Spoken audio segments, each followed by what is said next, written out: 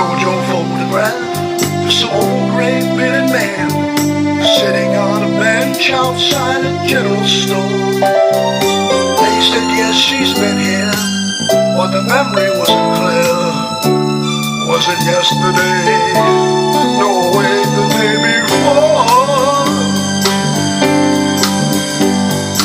Finally got a ride with a preacher man who asked me where you bound on such a cold, dark afternoon. As we drove on through the rain, as he listened, I explained, and he left me with a prayer that I'd find you.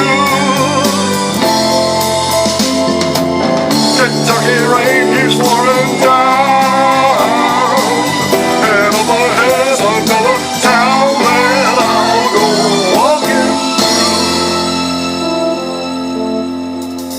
Rain in my shoes, searching for you.